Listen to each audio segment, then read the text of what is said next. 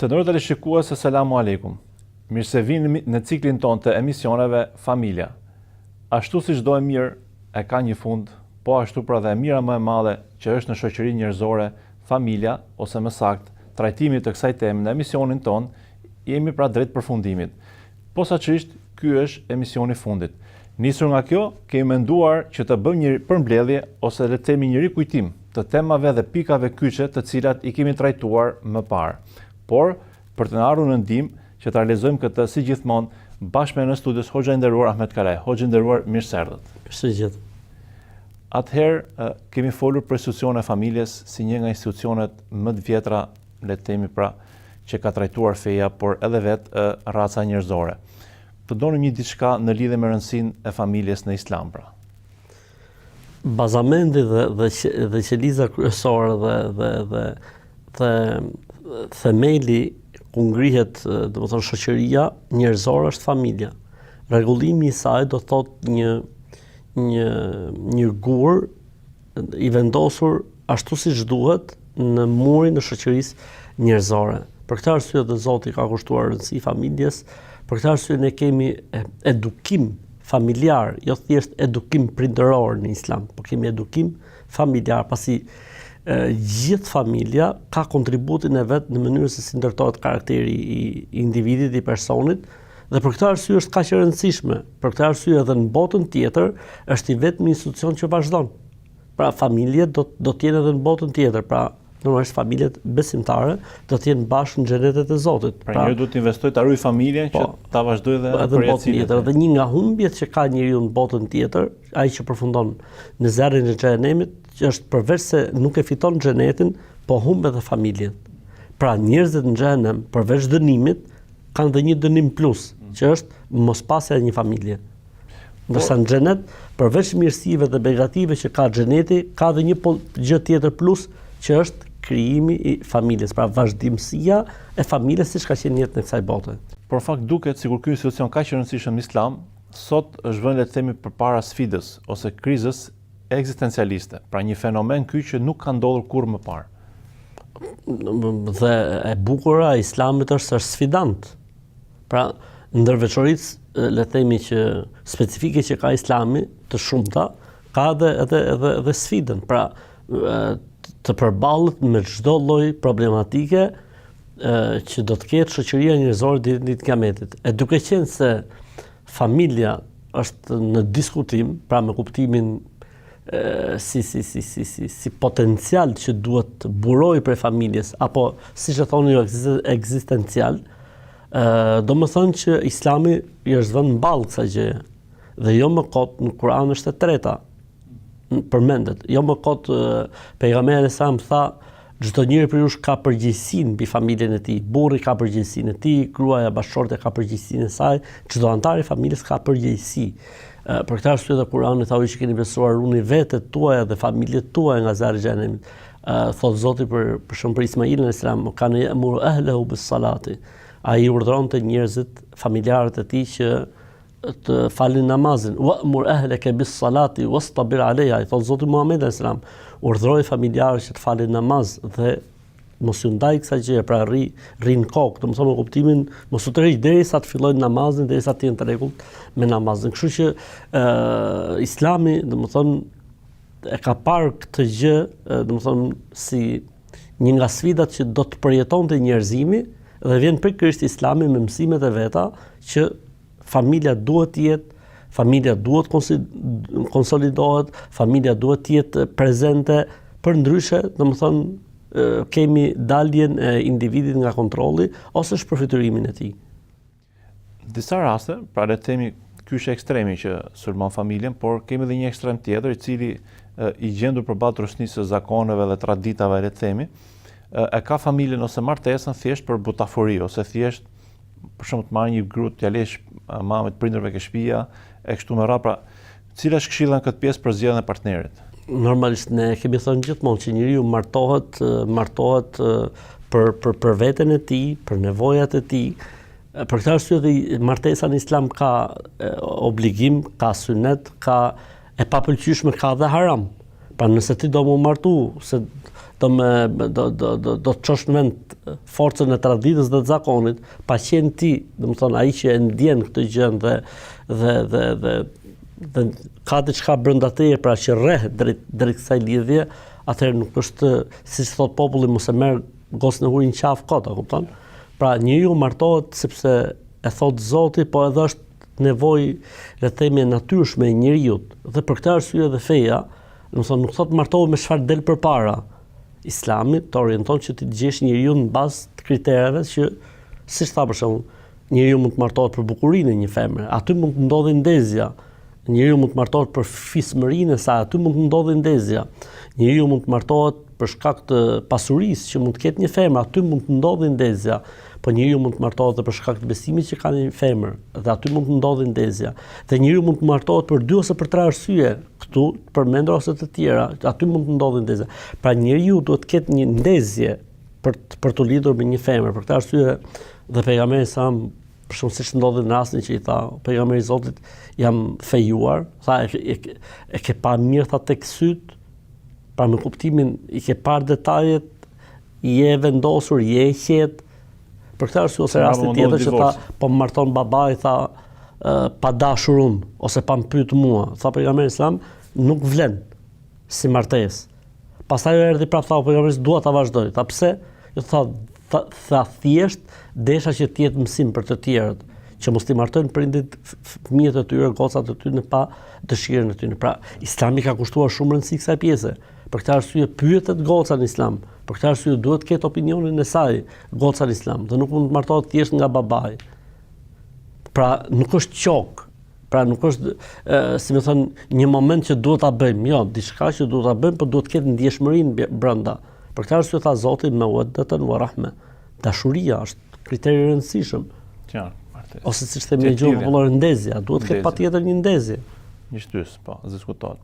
Gjithashtu ne kemi folur shumë për drejtat dhe detyrimet që kanë anëtarët e çiftit, por që sot le të themi rregullesh që nuk interesojnë fare ose nuk merren fare me këtë pjesë çiftet. Pra çka këshillë kanë këtë pjesë? Për këtë arsye ne themi domethënë që martesa është njësoj, le të themi, si një kompani ortakërie, një kompani domethënë aksionere, ku palët duhet dinë se çfarë të drejtash gëzojnë dhe çfarë detyrimesh kanë.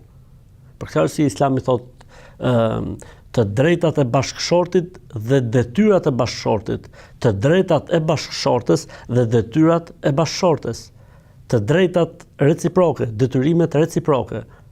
Pra nuk, si çdo, a themi që është një shoqëri aksionere, shpirtënore, etj. Por duhet dim unë si ortak kush janë ato benefitet dhe kush janë drejtat e tyre në njëjta gjë. Për këtë arsye domethënë Islam i është vënë pika mbi kësaj gjëje në hutben e lamtumirës. Pra, keni parasysh, burri 1 2 3 4, gruaja 1 2 3 4. Pastaj tha atë formulën e përgjithshme, më i mirë në mesin tuaj është që është më i mirë me bashkëshorten e tij. Pra, domethënë patjetër që ka ca detyra kjo punë, ka ca përgjegjësi kjo punë, nuk ka dyshim. Por ndryshe pastaj shkon, vjen divorci, vjen kriza në familje, vjen stabiliteti. Duhet të ketë përgjegjës, duhet të ketë dikush që jep llogari. Pra nuk mund të jetë çfarë dali, jo, nuk mund të jetë. Nuk mund të jetë. Patjetër që ka ca gjëra që janë për të vëllazën obligime dhe detyrime familjare. Pastaj çfarë mund bësh ti plus Allahu ta shpërbleft. Po një herë duhet të përgjigjesh detyrimit, një herë duhet të bësh obligimin. Pastaj vjen çfarë dali kur i thon. Po kështu dhe gruaja njëjta gjë. Ka disa detyrime një herë ajo. Pastaj çfarë mund të bëjmë më tepër, Zoti e shpërbleft. Gjithashtu ne kemi folur se roli i mashkullit është të qenë lider. Pra, jo një autoritet imponues, jo një autokrat në thojza, por që konsultohet dhe merr në konsiderat pra familjen. Sot si është e vërteta në fakt? Çfarë roli ka mashkulli në familje? Zoti thotë qawamun, qaim, qawam është puna e shtyllës, si puna e shkopit që man çadrën, ke parasysh çadrën ku strehohen njerëzit, është një shkop që ngulet mes dhe pastaj stabilizatori. Po. Burri ka, domethënë, atë përgjegjësinë kryesore, sepse ka, le të themi, një njeri duhet mbaj barrën dhe peshën dhe përgjegjësinë për çdo gjë që ndodh. Nuk është puna se burri, domethënë, është diktatori apo burri është ai që spyt njëri, nuk është e vërtet, sepse ne kemi raste që thot Islami, kur burri gabon nuk dëgjohet, kur burri ja fut kot nuk dëgjohet, kur burri me vendimet e tij dëmton jetën bashkëshortore apo jetën familjare nuk merren në konsiderat, siç është rasti i Hindit që kemi përmend për shembull rastin e Ebu Sufjanit.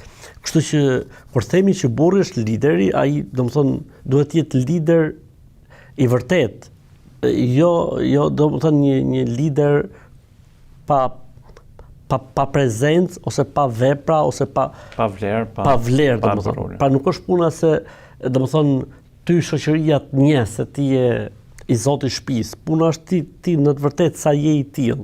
Domethënë pejgamberi dhe nuk të bën autoriteti i stisur ty liderin apo të parin e shtëpisë apo të zotit të shtëpisë, ty të bën shërbimi. Për këtë arsye pejgamberi sallallahu alajhi wasallam pastronte, milte delet, qepte, arnonte. Ai ishte profeti i Zotit, ishte kush ishte, ai ishte kryetari i familjes, ishte kush ishte, mirë po shërbimi. Pra familja ishte i dobishëm. Pa është proverb arabe që thotë shërbeju njerëzve se atëherë ju robëron zemrat. Pra, në momentin që ti shërben, ke robëruar zemrat. Ky është lideri i vërtet. Ky është autoriteti i vërtet, për një autoritet i fituar me dashuri, edhe jo një autoritet i stisur. Gjithashtu, kemi përmendur pak edhe pjesën e ndërhyrjeve familjare dhe problemeve që bëhen, pra sidomos shoqëria në shoqëri që zakonisht jeton me të afërmit dhe ndërhyrjet janë normalitet, le të themi. Pra deri ku duhet të jetë caku i ndërhyrjeve tek çifti? Origjina është që çifti duhet ta zhvillojë jetën bashkëshortore pa influenca të jashtme, pa transferim, le të themi, interferencë valësh. Pak deklarata forte ose këtu është rregullisht e kundërta. Kështu duhet, domethënë çifti i sheh vet punët, i sheh vet prioritetet, i sheh vet çfarë është në dobi të tyre dhe të fëmijëve të tyre. Kjo është baza në Islam. Dhe kjo është e vërteta, dhe kjo është e drejta, dhe kjo është e sakta. Kjo nuk do të thotë që të përjashtohen prindrit, sepse prindrit, domethënë kanë edhe ata pjesën e vet tek djali, kanë edhe ata pjesën e vet tek niprit dhe tek mbesat. Për shembull, le të themi, ndoshta nusja nuk i shkon fort muhabeti me vjerën dhe me vjerën, po kjo nuk do të thotë që ajo të bëhet pengesë që vjerët dhe vjerat të kenë raporte të mirë me niprit dhe me mbesat. Nuk ka të drejtë. Ktu ajo po bën zullum, po bën padrejtësi. Gjithashtu, domethënë vjerrit dhe vjera, nëse shohin diçka që nuk shkon nga djali i tyre, nuk duhet bëhen krah me të. Përkundrazi duhet bëhen krah me nusën. Po kështu dhe vjerrit dhe vjera nga ana e nusës, nëse shohin tek goca e tyre diçka që nuk shkon, diçka që nuk është në rregull, duhet bëhen krah me dhëndrin. Kjo është ndërhyrja e shëndetshme. Ky është interferimi, okay. Në momentin që interferimi është, domethënë, duke u bërë pal, duke mos parë se ku qëndron e drejta dhe e vërteta, thjesht duke dalë në mbrojtje të djalit apo të vajzës vet, edhe pse e vërteta mund të jetë me palën tjetër, ky pastaj është interferim i dëmshëm, kjo është ndërhyrje e gabuar. Në momentin që është në shërbim të ruajtjes familjes, në momentin që është në afrimitet, në momentin që është kontribut për të zbutur, le të themi, në momente të caktuara, ftohje në çift është pozitive. Në momentin që ndërhyn duke e thelluar edhe më shumë ftohjen apo përçarjen, apo duke thënë ka, unë di rast, për shembull, thotë fjala e parë që i thotë prindi vajzës, s'ka gjë bia ime ndau se të mbaj babi. Po ky nuk është vetëm baba, nuk është ky. Ky mund të jetë gjithçka. Ose thotë për shembull babai i djalit, ajo s'është e jona, na ka ardhur në shtëpi, lëshoja apo largoje se zotëri, domethënë, tu pastaj futesh tek mallkimi. Si rasti i parë dhe si rasti i dytë. Gjithashtu për këtë debatin, sepse rregulla thot në Kur'an, ta'awunu 'alal birri wat taqwa. Bashkëpunoni për të mirë. Pra nëse ndërhyrja dhe interferimi është në të mirë, është okay. Në momentin që është jo për të mirë, atëherë futet tek nisin problemet, le të themi. Gjithashtu kemi folur për le të themi atë debatin e vjetër nusë e vjerë. Pra le të themi që ndoshta është në fillim të njerëzimit. Një këshill për vjera dhe për nusët në këtë pjesë. Konsideroje nusën si vajzën tënde, dhe mendo për vajzën tënde që e ke dhënë diku, a do doje ti që goca jote trajtohet në këtë formë? Po kështu për nuset, trajtoje vjerën si nëna jote. Ose si do jesh vetë nesër. A do të dëshiroj, po, kjo edhe kjo tjetër. A do të dëshiroj ti që nusja e vllajt tënd ta trajtonte vjerën tënde siç trajtonte vjerën tënde, a do doje ti që nusja jote mas 15 vitesh apo 20 vitesh të trajtonte ty siç po trajtonte vjerën tënde? Kaq. Nëse përgjigjet të del po, okay, je në rregull. Gjithashtu, hasim shpesh, le të themi, meshkuj që kërkojnë gra perfekte. Ose e kundërta. Ose nga ana tjetër, se pa gra që marroshe, kërkojnë burra perfekt. gra që duan burra perfekt. Ose Burra telenovelash. burra telenovelas. Po. Pritshmëritë i kanë shumë të larta, krahasimet me shoqet, me edhe në këtë pjesë pra një mendim ju, një këshill. Jeta është më e bukur se sa telenovelat. Telenovelat janë mashtrim, telenovelat janë Marketing. janë marketing. Përkundrazi nuk janë bërë vetëm se për të shkatruar familjen. Mënyra se si krijohen lidhjet, mënyra se si bëhen tradhtit, mënyra se si krijohen ato lidhjet fluide në dëm të familjes, nuk janë gjë tjetër vetëm se për shkatrimin e familjes. Jeta është gjë tjetër. Jeta ka sfidat, jeta ka sprovat, jeta ka të ëmblat dhe jeta ka idhësitë e veta. Dhe kjo e bën të bukur jetën. Kështu që ne nuk duhet të ndikohemi, ne duhet të kënaqemi me jetën që na ka falë Zoti dhe ne të mundohemi që atë, domethënë, ta kthejmë në një burim mirësie dhe jo, domethënë, ti shohim gjërat si film. Nuk janë film. Jeta është shumë e bukur, me vështirësitë e saj, me hallet e saj, me sikletet e saj, me të mirat e saj dhe me të këqijat e saj. Kjo është këshilla ime, domethënë. Dhe gjithashtu kemi përmendur me që jemi ke telenovelat dhe ke filmat, pra që e vetme gjë që nuk trajtohet është sjellja në familje. Dhe këtë ta plotson, pra kemi thënë, feja dhe sidomos feja islame.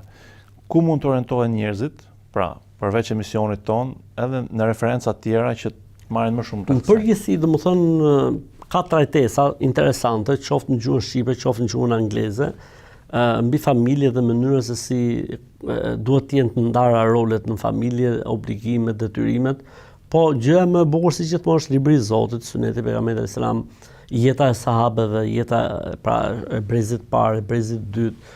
Domethënë ne duhet të kemi shembujt ton, jo vetëm shembujt, le të themi, për mënyrën se si falemi dhe agjërojmë, po edhe shembujt për mënyrën se si jetohet në familje, për mënyrën se si, domethënë, ngrihet jeta në familje. Për këtë arsye kam pyet një herë, kam parë Imam Ahmedin rahimahullahu taala që kur i ka vdek bashkëshortja ka qarë dhe kanë pyet si e ke kaluar me të. Ka thonë, domethënë, ka thotë kam qenë i martuar me të kaq vite, përmend shifrën, thotë dhe nuk ka ndodhur mes nesh, thotë asnjëherë asnjë zëng.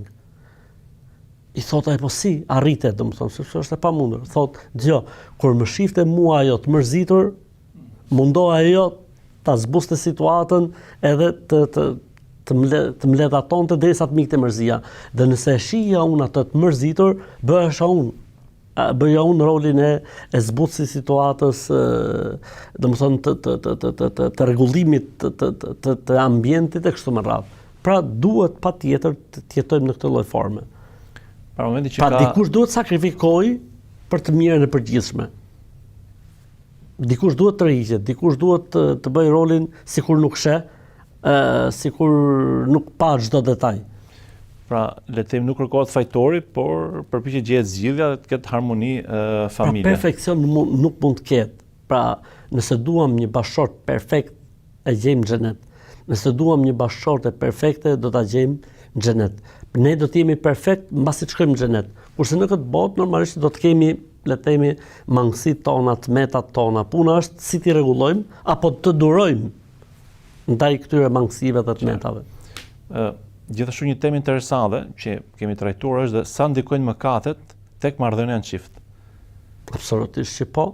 Çdo mëkat ndikon në le të themi në shoqërinë njerëzore e jo më në raportin në çift.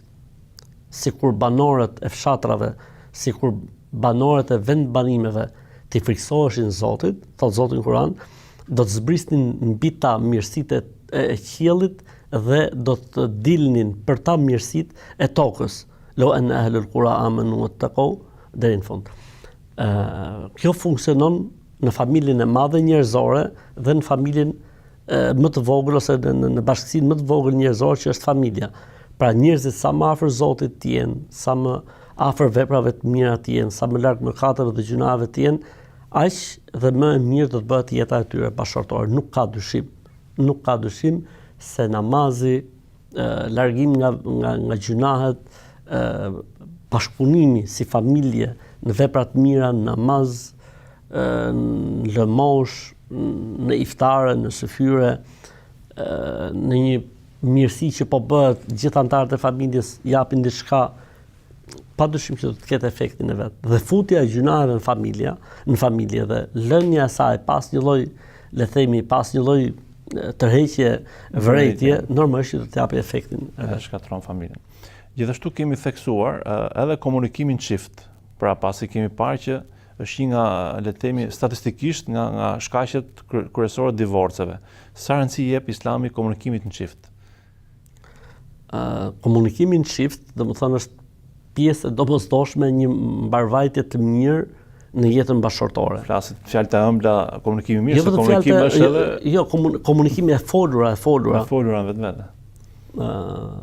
Për shembull, ka ndodhur një rast që po shkonte puna drejt ndarjes. Pse? Se burri kishte ngarkesë shumë të madhe. Dhe gruaja i thoshte me drejtor, po ky është veçuar dhe izoluar. I thash, po pse vëlla nuk flet, tha kam ngarkesë shumë të madhe. Po mirë më vëlla, thash, këtë ngarkesën e madhe që ke ti ndaje me gruan apo? Tregoj që djali si është puna, kam këtë problem. Jo vetëm që shkarkohesh, po edhe mund gjesh në zgjidhje. Qartë. Siç ka pasur bolle profeti alayhis salam që konsultohesh. Kështu që nga një këtë ngarkesën e madhe, në momentin që e ndajmë me gruan, ora sikur edhe me zgjidhje mos më gjet para gruaja aty të mirë kupton. Që ti se ke mendjen ti jesh ai romantiku, ai e ku di sepse normalisht po falimenton apo ke një problem shumë të madh, dikush të ka prerë në besë etj. Unë nuk jam dakord që të jepet çdo detaj, po edhe ca gjëra le të futet në linjë. Po kështu dhe gruaja duhet të komunikojë me burrin e saj, problematikat e saj, le të themi me fëmijët, apo ku dëgjon etj, apo me shoqet, nuk duhet të reflektojnë raportin e saj me burrin e saj. Atëherë bëjmë një shkputje të shkurtër dhe rikthehemi sërish në studio.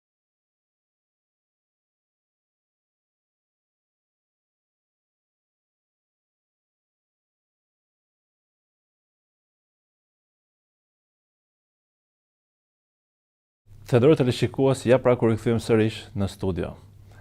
Atëherë hoxhë nderuar, le të themi divorci nuk është zgjidhje. Pra, zgjidh martesën, por ndonjëherë është zgjidhje, por rregulli është që nuk është zgjidhja e parë. Duhet luftuar. Pra nuk duhet të jetë zgjidhja e parë, nuk duhet të jetë gjëja e parë që na shkon ndërmend. Pra, le të themi kush është paralajmërimi për pushimin nga puna, le të themi të partnerit.